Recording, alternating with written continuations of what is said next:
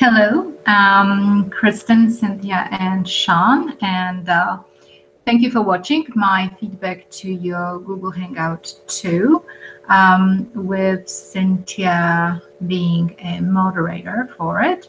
I just wanted to say that it was very well run, and I really liked how you have been very supportive in the group of listening to each other's views and specifically answering, ancillary questions for Cinthia on immigration topics and things like that, and sharing your expertise as police officers. I know Cynthia's got some experiences with the internship, and you have been very helpful in carrying on the discussion. So I'm going to start with your question number one, where you discussed the heatfulness, and I think Cinthia had that question and started off with it and talked about a few things that I really liked.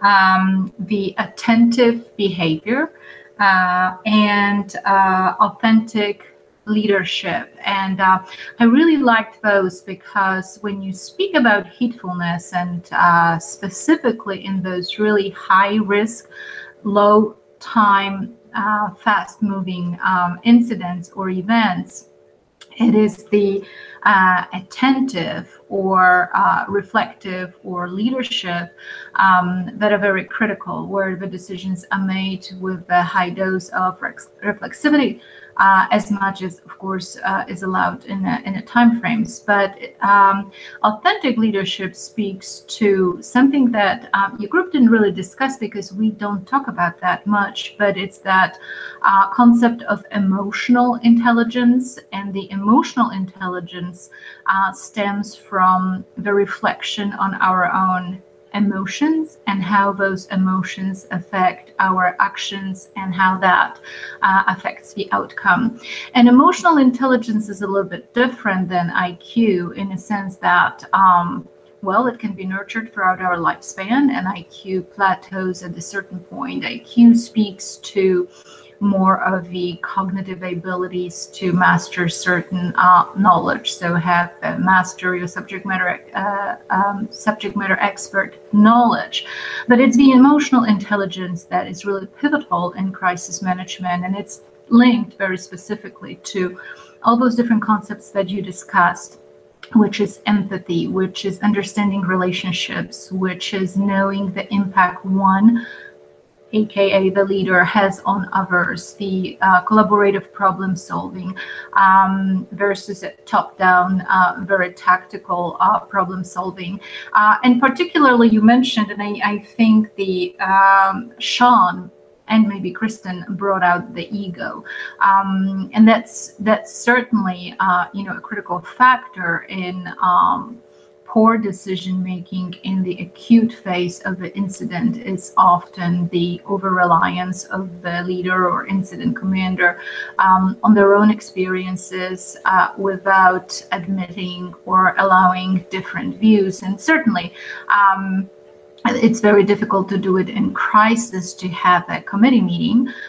You talked about this decision making and what types of models of decisions fit what type of situations. But still, if a person in charge, aka incident commander, she or he, has a vast understanding of people, experts surrounding them, that certainly there's going to be a higher level of authentic leadership and heatfulness.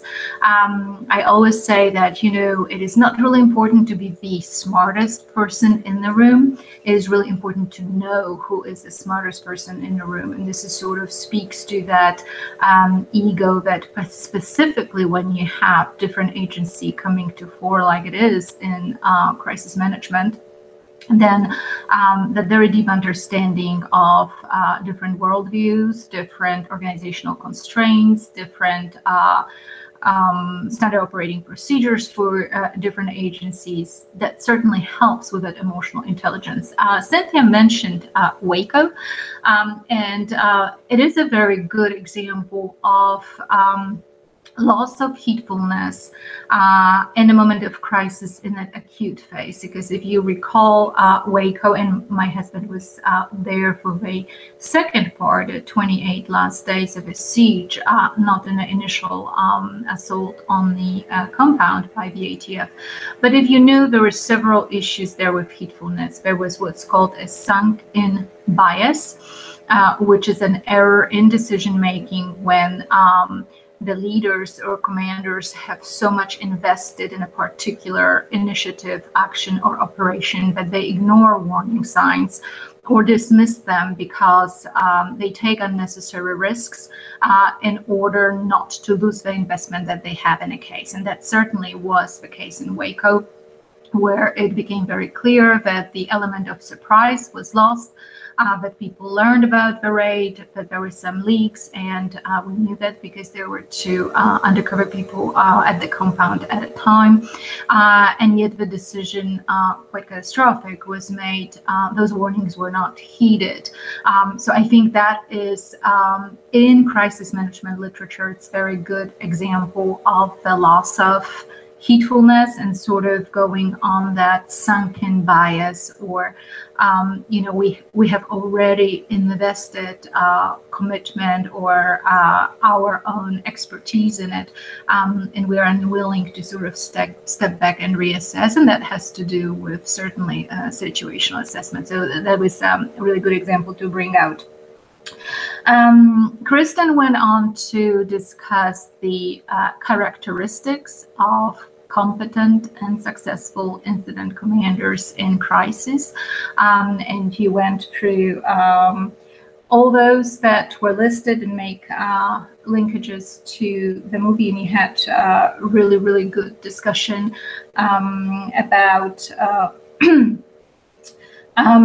those different issues. I think you mentioned the I think it must have been Kristen that talked about what's called bronze, silver, and gold levels in crisis management in the UK. Certainly, it does help when you have centralized and nationalized forces that train to certain competences at different levels. So bronze would be tactical, silver would be operational, and then gold would be executive. So silver is more of a strategic, and then gold is executive.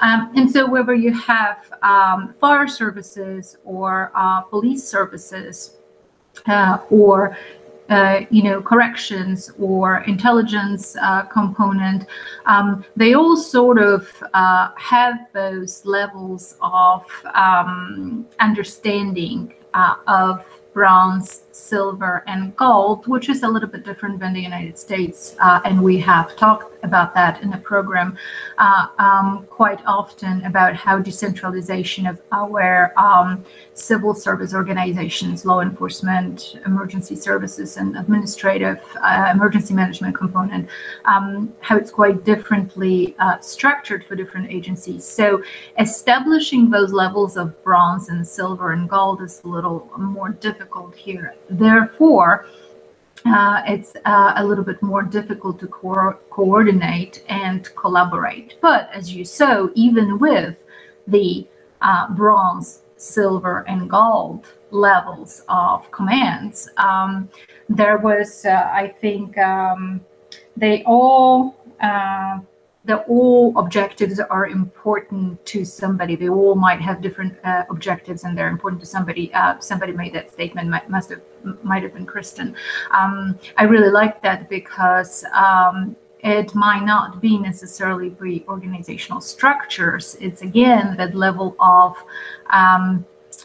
understanding the other agency's priorities or needs and trying to sort of navigate through that beforehand, so those issues don't arise, and they will. The political issues certainly will arise. So I thought you had a very good discussion on that. I think Shawn talked about standard operating procedures for the building situational awareness and building competencies for upcoming incident commanders through planning and exercises. And I think you mentioned the Bush Library being certainly the symbolic high security critical infrastructure in Texas, and so planning and looking at the risks associated with providing security to that is a great opportunity to sort of work for different scenarios,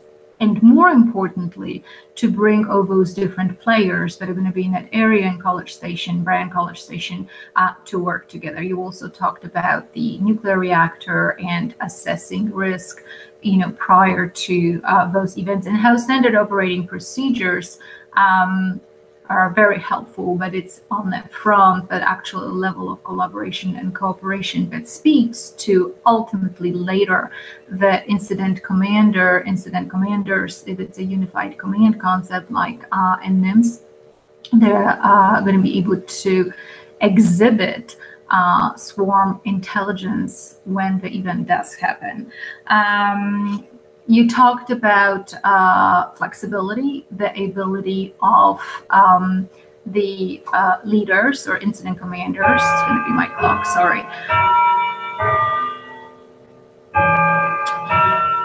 Remaining flexible in crisis. And you brought some examples from the movie about the conditions or situations changing. So that goes back to a little bit of a discussion on decision-making. Standard operating procedures are an important start. And they are certainly a really good framework to have, because if you don't have them, then there is a lack of standardization of responses to more typical events. But you're going to have those events that are going to be atypical, that have never happened before, the black swan events, and the flexibility in decision making or assessing the situation is key. And so in that particular case, changing the decontamination corridors or the cordon that coordinating the people off and how the wind direction was changing.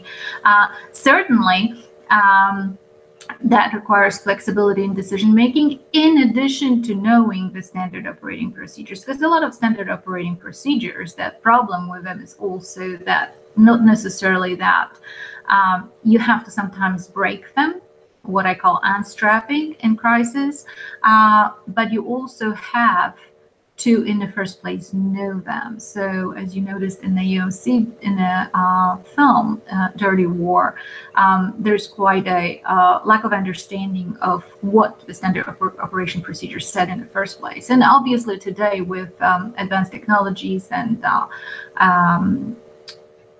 looking at predictive modeling and stuff like that, that expertise, that knowledge is very important. But then there comes a factor of having a courage and having the ability and that emotional intelligence to remain adaptable to the situation. And that's part of heedfulness as well, the adaptability to changing conditions. So the worst thing that can happen in crisis is analysis, paralysis by analysis, as I call it. So where you get stuck on a particular standard operating procedure and you're trying to analytically assess the situation, where in reality the time is of essence, and you have to think about more creative solutions, or you have to know again who will have that solution for you. Really good discussion on that. You talked about the ability to assess risk with changing conditions. That again goes to that flexibility, but also that ability, as I told you, to step back and reassess. And the perfect example that you used was the van, and the decision when to react to the van that was parked there, and the really, really difficult assessment that comes with that requires, again, quite high levels of emotional intelligence, quite high levels of expertise, and quite high levels of adaptability to complexity. And so quite good points that you mentioned there. And then, of course, you discussed the ability to prioritize tasks based on available resources. And you had a really good discussion here on the fact, and that goes to the continuity of operation planning. And I hope you see how that sort of illuminates this concept, where continuity of operation planning is what you still have to do, right? So you talked about hundreds of officers that were needed to keep the cordon around the contamination area for people not A, to get out and contaminate somebody else, and B, for people not to get in because of crime scenes, ongoing events, and so on and so forth. So this is that defense line or the inner perimeter that should be held, or it's really critical in initial stages of the event. Once you lose it, then you don't get it back. And the movie depicts that very well. It's very, very high intensity emotional stress on decision makers in a situation where they have to decide, things for, the greater good, or, the issues of civil liberties come into play. But it all goes back to, now again, prioritizing the resources, because you still have your business to run, and you have to, as Kristen mentioned and Shawn, respond to calls for your agency. You still have your regular day-to-day mission. So those incident commanders have to be very cognizant of the priorities of different agencies that are part of an event, and at the same time being able to dedicate sufficient resources or request from maybe other avenues, necessary resources to come to bear for the event. So you were talking about, yes, investigating fire suppression, police activities are still needed somewhere else in the city. At the same time, you've got the hot zone that is changing on you, and you have to make those decisions and those priorities. And a lot of them are going to be questioned, and a lot of them are going to be questioned later. Specifically, I could imagine how in London, in that event of holding those cordons for decontamination and people being in a really high anxiety and lack of awareness of, what was going to happen next, that's going to trigger in some after action reporting or post incidents. There's going to be some inquiries, there's going to be a commission, there's going to be investigation, probably to look at those decisions of key leaders. And certainly, the 2020 is, in hindsight, is the best vision one can have. But the incident commanders have to have the ability also to break down different decision points that they made during that period of time and document that with the knowledge that was available at the time, that decision was the correct one, and to be able to defend that position. And certainly that does not come without situational awareness. That does not come without good collaboration and getting a buy-in, and being able to eradicate conflict from different agencies' priorities. You talked about what I really like is that future orientation, ability to sort of simulate forward for the decision makers or incident commanders, and that comes from thoughtful practice. And it goes back to goes forward to the question that you had on the fact that the ability to act in crisis is not necessarily correlate to the years of experience. And you had an excellent discussion on that. But the future orientation is what really distinguishes great commanders from mediocre commanders that certainly do not have that reflective practice, that do not think about their past actions and how they will have consequences for future actions. And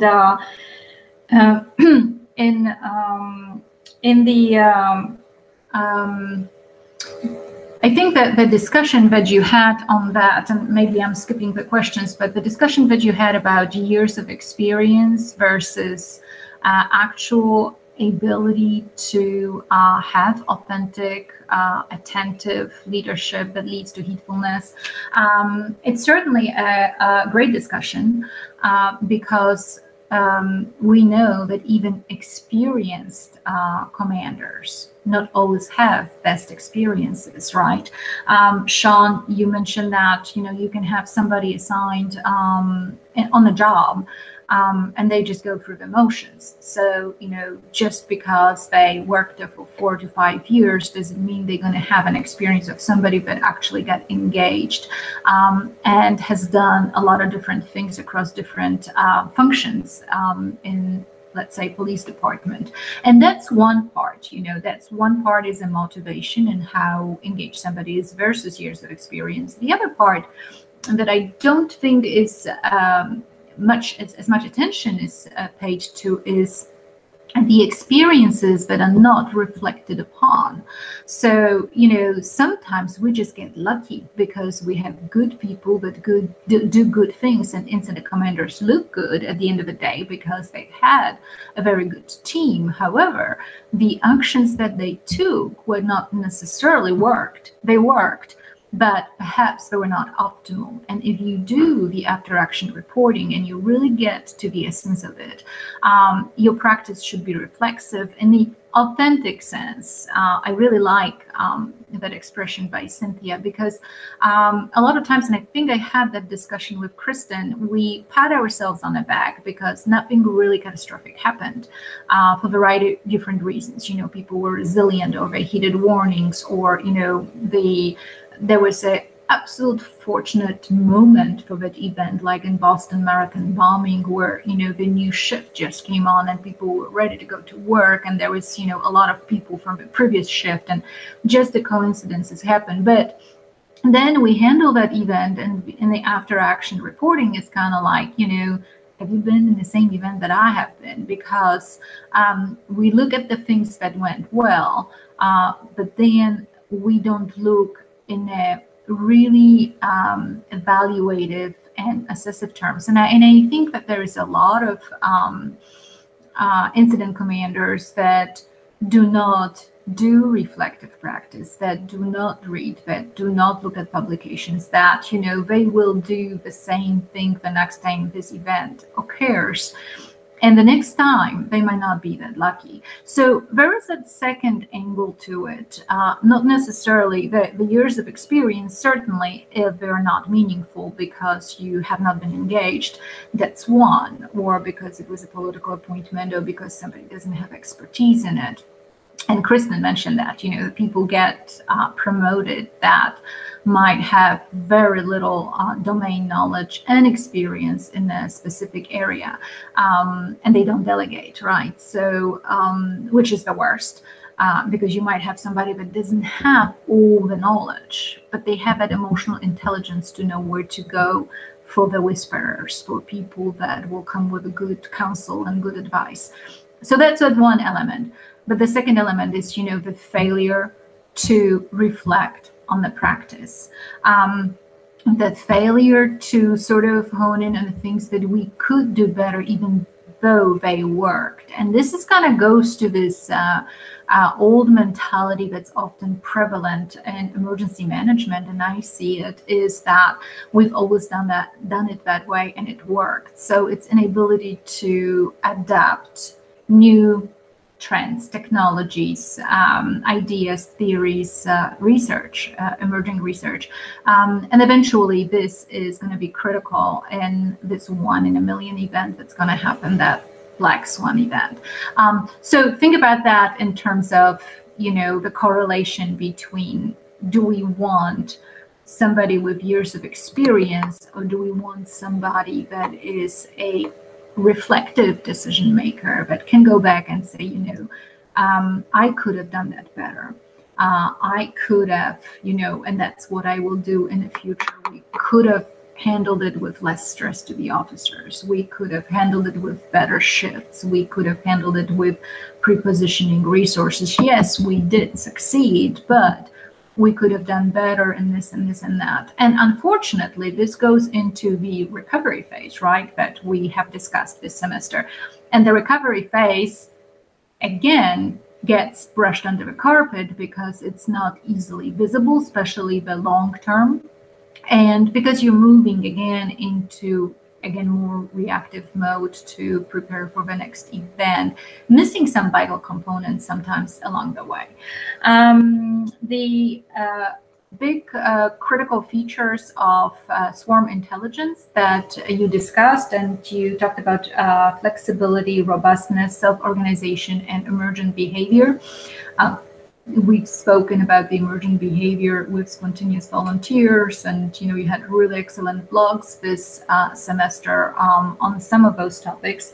But the question was for you to discuss was whether structures like command and control that was top-down driven, or ICS like, was compatible with emergence and with that self-organization behavior, and you had some interesting discussion on that, as far as perhaps at the beginning the emergent behaviors happen because the response organization or structure is not there in place yet, and so those behaviors are really good, and they are self-organizing, and then at some point structure is needed in order for everybody to be on a common operating picture. And the term that you used at some point in your discussion was that the swarm intelligence or emergent behavior needs to be folded into those organizational structures that are bureaucratic and rigid. And I think that that certainly is the case when you have atypical events and you require creative decision making, right? So again, you've got those standard operating procedures that are very command and control like, and yet you have to make some decisions that maybe break the policy, that maybe break the standard operating procedure. And so again, that goes back to emotional intelligence of incident commanders. That goes to, knowing where your line in the sand is, and being accountable, being responsible, being able to make difficult decisions, having the courage of your convictions.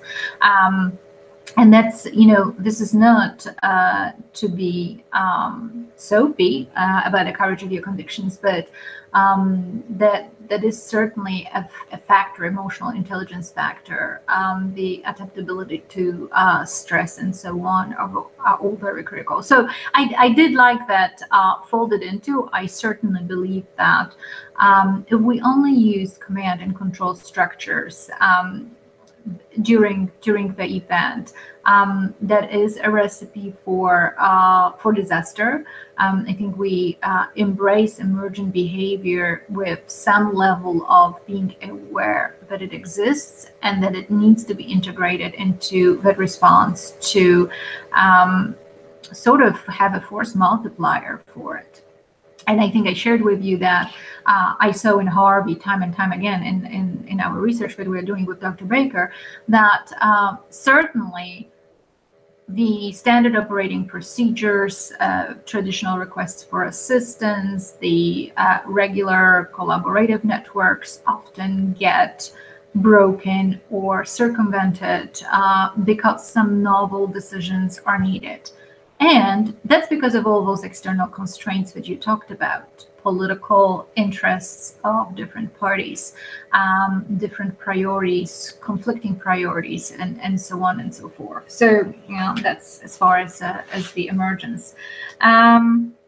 You talked about the Prime Minister or the Mayor of London who lacked the ability to properly assess, that was at the wrong place at the wrong time with the wrong message, and never got the brief about the situation, was addressing the media, so obviously jumped the gun on that. And so this is his ability to assess the situation critically with other parties being involved. She really needed to solidify her position and bring forward, and reassure people that she was doing something. But that's a lot, the ego certainly, and probably inexperience in that political position, because I think she was trying to swim in that. So you're going to have a different maturity of leaders, political appointees. Unfortunately, they are short term.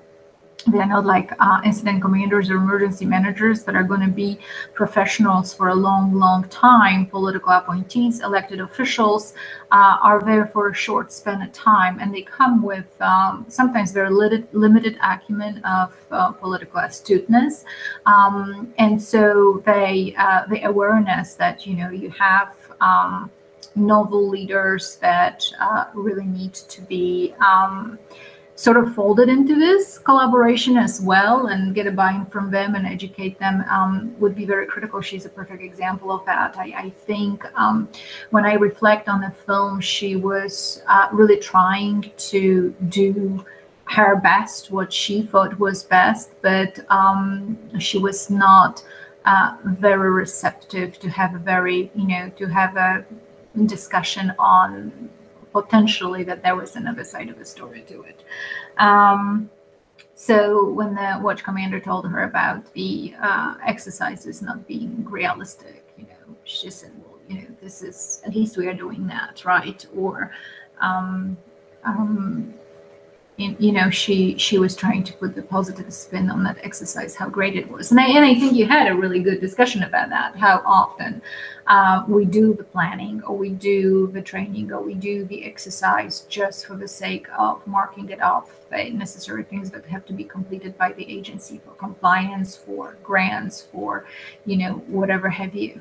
So it is truly the authentic practice and authentic leadership that will make somebody a really great incident commander versus somebody that might potentially fail. You talked about split missions and self-gratification of different parties involved, and I think that that's where you were discussing a mayor as well. I think you had a satellite discussion on immigration. That was very interesting, and thank you both for sharing your perspectives, certainly in community policing, or from the standpoint of local law enforcement. The immigrant status does not come into play historically. Law enforcement do not want to get preoccupied with being, immigration customs enforcement. But certainly you have your obligations of your standard protocols and laws that govern how you comply with federal warrants, and with coming across people who are who do not have a legal status in this country and are accused of criminal behavior. So, which I think perhaps the fact that Cinthia asked that question reflects the general public perception about, policing and homeland security, and the nexus of immigration, and the whole discussion we have on ICE and, disbanding ICE. I think there's quite a lot of fear in communities that are immigration communities, because they really do not understand how those laws and how those different levels of, local, state, federal interact. And perhaps, some educational programs by the agencies, or, citizen academies and stuff like that would be very useful, because I do think that question makes me wonder how much people at large know about what the role of local law enforcement is, as far as citizens or people who live in our communities, who might, have a different legal status. So I thank you for this contribution to the discussion. So you've covered the situational awareness. I think that there are some really good stories in the Flynn and Arbuthnot book on different incident commander styles and different ways that they practice situational awareness. One that was that I really always enjoy going back to is the one from the Her Majesty ship that went to Falklands, and the accounts of the Navy commander, how situational awareness was the ability to understand the people that work for you, to understand, how rested they are, what shifts they are working, what family issues they might have.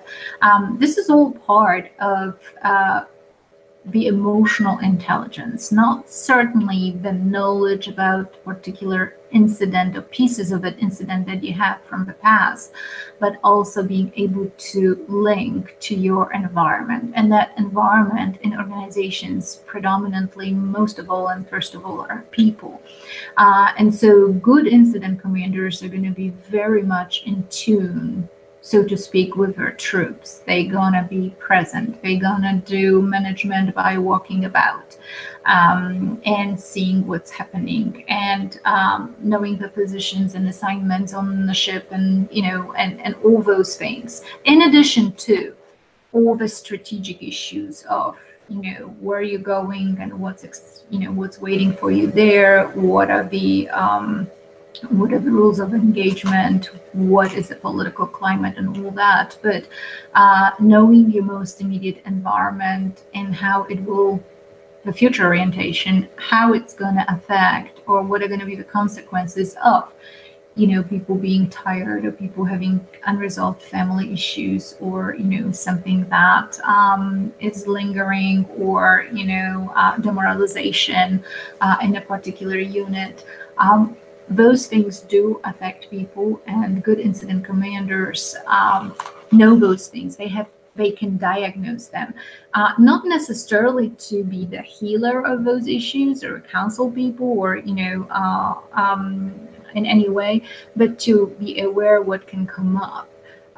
Because I think that's, even with the events that are not predictable, you still know the conditions in which you operate, so you can do those mental simulations forward, what can actually affect your efficiency. So I recommend you, if you haven't read about emotional intelligence factors, emotional intelligence realms, what emotional intelligence is, I recommend some really good books on emotional intelligence by Daniel Goleman, who is an expert in a field on that. I'll mention to you, because you are both Shawn and Kristen, you're in law enforcement, that 5 critical factors of emotional intelligence in law enforcement are optimism, flexibility, self-regard, stress tolerance, and I think I mentioned them all 5. Optimism, flexibility, stress tolerance, self-regard, and self-actualization. And so those are not necessarily technical skills. Technical skills are the condition, the prerequisite, obviously, but technical skills and experiences are not necessarily always a guarantee of a success. And so emotional intelligence, if you come across the topic, really good topic for leadership, influence, and decision making. So I wanted to thank you for the session. I'm looking forward to your 3rd one. I know you submitted fantastic incident action plan that I looked at. So I'm looking forward to actually listening to your how you handle the rodeo event, and livestock and parade and the run and the whole 9 yards. But I have seen from your documentation that you sent that probably up for a really nice treat. So I wish you really good last week as you're finishing up your assignments, and thank you for your discussion.